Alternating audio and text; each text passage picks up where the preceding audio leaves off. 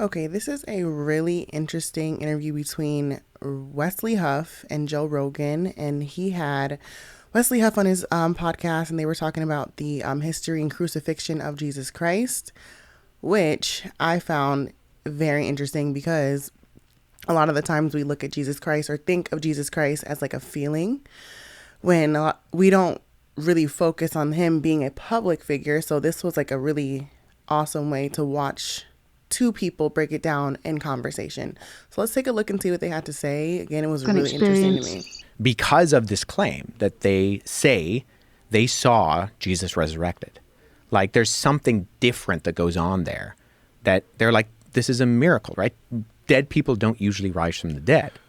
So what is your personal belief when it comes to the resurrection? What do you think happened? Do you have a belief, or do you just try to interpret the text and try to see what is the message? Well, I think, so as a historian, I do think it is a historical question. You have a guy who objectively lived, he objectively died, and then individuals close to his inner circle claim that they see him not dead. Right. Again.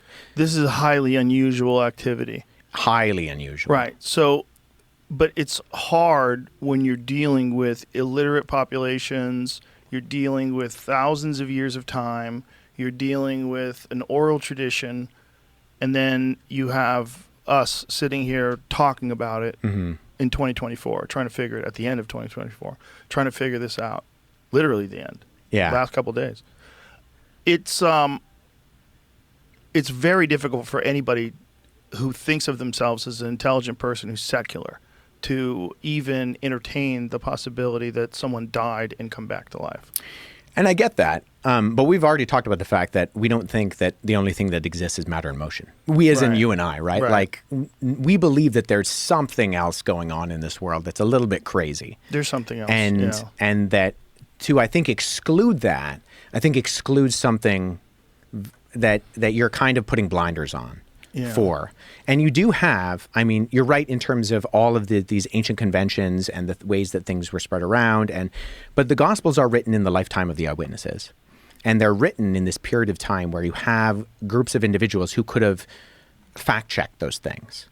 So how do you fact-check someone coming back from the dead? Well, how many people saw his body, right? Well, Paul says that 400 people saw him all at once. 400 people saw the crucifixion? No, saw the resurrected Jesus. Yeah, 1 Corinthians 15, Paul says that Jesus appeared to the disciples, and then he appeared to 400 people all at once. I mean, if we read the Gospel of Luke and the Gospel of Luke and Acts, so same author wrote these both documents, he says that Jesus was walking around teaching them for 40 days after he was resurrected from the dead. And so these are written within a time period when you have people who would have seen Jesus' ministry, who were there, say at something like the feeding of the 5,000, who could have been able to verify or debunk some of these things that are being said. And you go from a bunch of scared guys who, because Jesus wasn't the only messianic figure who arose and claimed to be the Messiah. Right. There were a number of individuals both prior to and after Jesus, but they die and the movement dies with them. Do you think it's possible that he didn't die? And do you think it's possible that they thought he was dead? Because that does happen. There was actually a case very recently where a guy was about to be harvested for organs. They thought he was dead, and this guy started moving again and came back to life. It's a very, very bizarre case because his family had been told that he was going to be harvested for organs. They were preparing for that. And this guy comes back. Yeah, I mean, we know a lot about Roman crucifixion. And we know brutal. that, and we know that they did their job well. Yeah. And so, in fact, if you look at, say, very skeptical biblical scholars, like non-believing, atheist, agnostic Christian scholars, they will say if we can know anything about Jesus, like they'll cast a doubt on a lot of the things that we read about in the Gospels in terms of the actual historical Jesus of Nazareth. They'll say one thing we can be sure of is that he died by crucifixion under Pontius Pilate. Because we have not just multiple attested documents that we refer to as the New Testament, but Roman and Greek and Jewish writers refer to that claim afterwards and talk about the fact that you have this guy, and it's mocked within earliest Christianity. So one of our earliest, in fact, not one of, the earliest depiction of Jesus on the cross is called the Alexamenos Graphido. And it's probably from the end of the first century. And it's it depicts an individual with their arms raised in an act of worship, worshiping a man with a donkey's head who's being crucified. Whoa. And right beside it, it says Alexamenos worship. Okay, so I'm just going to pause because at this point I did my own research, and this is the image that they are referring to. So this is the Alexamenos Graphido. As you can see, this is the head, someone viewing the crucifixion with the head, and then there's some writing. And this is back to the 1st to 3rd century, known as the first depiction, possibly, allegedly, right? So yeah, I just wanted to show you guys that. But okay, so we're at the crucifixion. They're talking about how he was brutally crucified. That was a Roman punishment that was meant to be brutal, meant to be humiliating. He was mocked, he was beaten, he was nailed to a cross outside of Jerusalem. He died after hours of suffering, right? And at this point in time, the Bible speaks of him praying for forgiveness for the people who did this to him, for the people who were punishing him. He was praying for forgiveness. He was asking God to heal them, heal their hearts, seek and see truth. So that's where we're at in this interview, just for context. David, the movie. I will not be afraid. So let's with see. The he's teaching people how to write. Thing is, with Jews, any part of it even be on a Roman man's lips. Too fast. Hold on. I mean, the word excruciating. Right. We're gonna get it. Well, we can fix that. Oh, Jesus. We're gonna get that it. he died by crucifixion under Pontius Pilate, because we have. All right, I think we're right here. And talk about the fact that you have this guy, and it's mocked within earliest Christianity. Sorry, you guys. So one of our Subscribe. earliest, in fact, not one of, the earliest depiction of Jesus on the cross is called the Alexamenos Graphido. And it's probably from the end of the first century. And it's it depicts an individual with their arms raised in an act of worship, worshiping a man with a donkey's head who's being crucified. Whoa. And right beside it, it says Alexamenos worships his God in Greek. Whoa. And it's mocking, right? Because crucifixion was for the lowest of the low. It was for like slaves. In fact, if you were a Roman citizen, you were banned from being crucified. Who was it that got crucified upside down? Peter. Why? Was it because like regular crucifixion wasn't good enough for him, or what was he didn't deserve it because Christ had gone through it? Well, so the story is that they say we're going to crucify you, and he says it's like too big of an honor to die like my Lord, and they say, well, we can fix that. Oh, Jesus! Shut your mouth, buddy. Listen, the Romans were pretty brutal. Oh yeah, man. But this is why we know, like we have. It's interesting. We know a lot about crucifixion, but crucifixion was seen as so disgusting. I believe it was Cicero who said that like the word crucifixion shouldn't even be on a Roman man's lips. Wow. I mean, the word excruciating, right. X is off of in Latin, and cruce, off the cross. Oh, so that's where we get that word, is because this was designed to humiliate, and it was designed to be as painful as possible. Wow. It was actually a really good article done by JAMA, the Journal of the American Medical Association, which was done by a number of, I think it was in the 70s or the early 80s. It was done by a group of biblical scholars and then medical professionals. And so they looked at the conventions of what we do know about Roman crucifixion, and then they looked at the descriptions in the gospel to try to figure out, okay, if we could diagnose how Jesus died, how would he have died? And so they basically came up with this idea that he probably asphyxiated to death. You kind of drown in your own blood.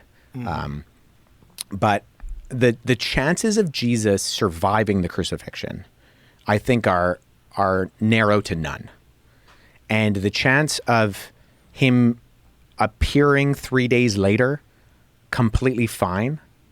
I mean, you don't, if the first thing you do, if you survive a crucifixion and then you go and you find your disciples, the first thing you say is not, peace be with you. It's get me to a hospital, right? Do they have them back then? No, not really. Also, are we entirely certain of their measurement of days? So this is an interesting question because of the differences between when the Gospel of John says Jesus died compared to the Synoptics, because John appears to be using the Roman convention of counting time, and the other Gospels, when they describe the timing, appear to be using the Jewish ones. And actually, if you correlate between the two, they match up pretty well. So the thing is, with Jews, any part of a day was considered a day. So 3 days and 3 nights becomes almost an idiom for any part of that day is the day. So if Jesus, and because they count evening and morning, evening to morning is the day, it's very possible that it wasn't like how we would think of 3 24-hour days, especially if he dies on Friday and wakes up on Sunday. So that would actually make it less time than more time. Yeah. So it's not like he had recovery time. Oh, no, he didn't have recovery That's time. what I'm saying. That's what I'm kind of getting. It's not like it was 3 days. It was actually 3 months. Oh, no. Yeah. So, no, not like so that. Then 400 people saw him afterwards. That's the claim that Paul makes. Paul makes this claim. Yeah. Okay, so pause. So where we're at. So 3 days after his crucifixion, a group of women found his empty tomb, I should say. They found his empty tomb. They went to go tell the disciples, and then Jesus appeared to his disciples multiple times. He ate with them.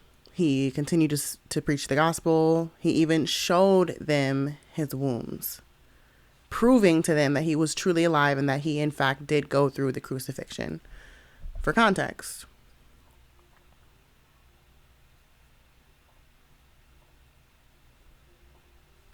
And how many different people have some sort of a recollection or a writing or something that's attributed to them of being witness to his resurrection?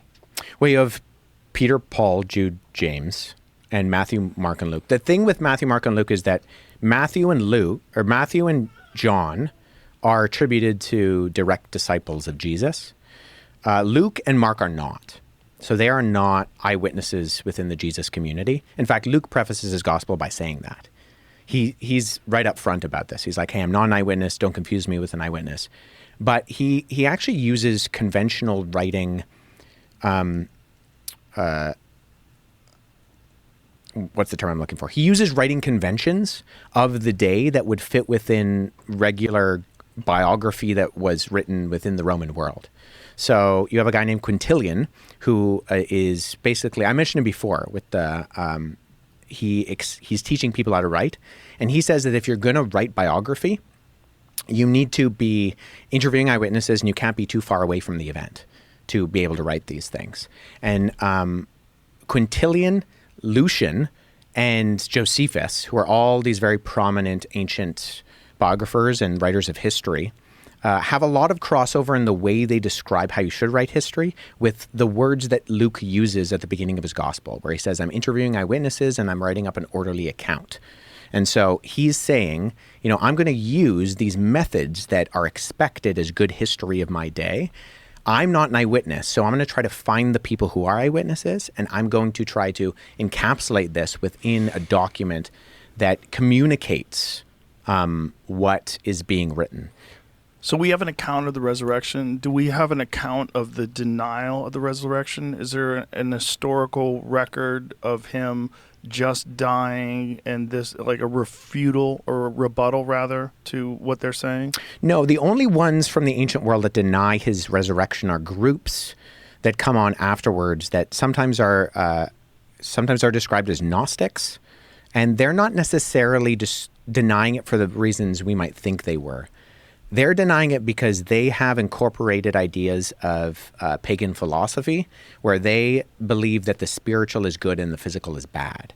So if Jesus was crucified, let me back up. If Jesus is God, he cannot have a physical body. So they deny that he actually had a physicality to him. This is sometimes called Docetism, because dokein in Greek means to seem.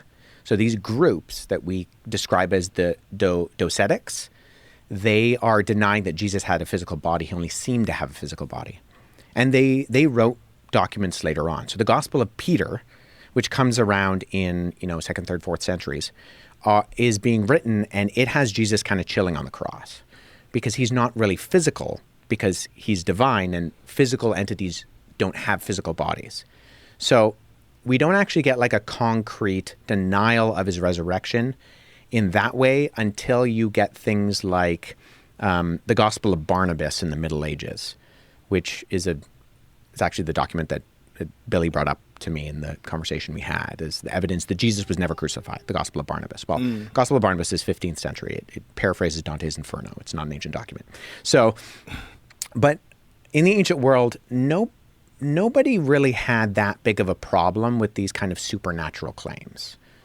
The more of the kind of skepticism was why you would worship a crucified individual to begin with. Wow. So they were less surprised that he was resurrected. Or that you would worship a crucified like teacher was just seen as silly. Because it's so humiliating to be crucified. Yeah. Yeah. And that like a god would let himself go through this. Right. Like what are you talking about? In fact, the ancient world didn't really have a problem with supernatural events.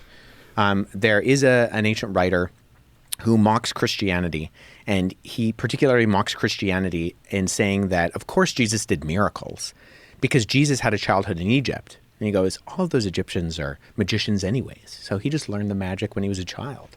So he actually confirms, incidentally, two things: that the narrative in the Gospels where it says that the Holy Family fled to Egypt during the reign of Herod, he corroborates that he actually thinks that happened, and that Jesus did miracles. He just attributes the miracles to Jesus being a traveling magician anyways. And, anybody who lived in Egypt knows some magic. That is what's really fascinating, that the mindset of the people that lived back then was that whatever was going on in Egypt was so crazy that they had to be magicians.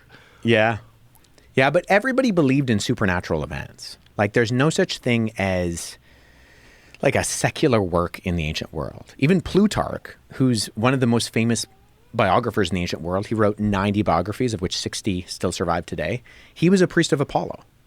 So, like, he's already assuming that the gods exist, that crazy things are going to happen in the world. And so they didn't have a problem with people doing miracles or crazy things happening. Well, that's also why it's so interesting trying to put your mind into the context of people that lived back then when you try to interpret what these stories were all about, because they did believe in things that weren't real. So when they talk about this thing that we're supposed to believe is real, when you have all this evidence that they believe things that aren't true, it's interesting, right? Because like you're now saying, yeah, but this one really was true, right? Well, there's so many different things that they thought of and believed that weren't true. Yeah. Okay, so that was the interview. Fast forward to 2025, Christianity has turned into... It's Black Friday at Ashley. Save up to $900. Let's turn that right off. Fast forward to 2025, Christianity has turned into one of, if not the largest religion, obviously the ultimately true religion. But it's so interesting to look at the history, right? As a Christian myself, I believe that what he went through, most Christians believe that what he went through was purposeful. You know what I mean? There wasn't just the act of what happened. It was for generations to come to understand purpose, to understand sacrifice, to understand taking on a broken world, a sinful world, painful world, to prove that humanity and life can still be reconciled with God, ultimately. That after death, there is still hope. That life is about transformation and understanding real purpose and real sacrifice. Ultimately, that's what Jesus had to go through. That is what has continued to tell his story and speak for years and years and years and years to come. So it's deeper than just him being a historical figure, but it is interesting to hear, the history of what happened and putting ourselves in the setting of how that happened. What do you guys think? Subscribe to the channel. If you found value from this video, please subscribe and like the video. Comment down below. Let me know your thoughts. Let me know what you think. Do you guys like content like this? If so, I would love to do more historical stuff. If you guys are interested in that, it's very, very, very interesting to kind of bridge the gaps and put things together just to have more clarity and perspective. Yeah, but I will see you guys in another video.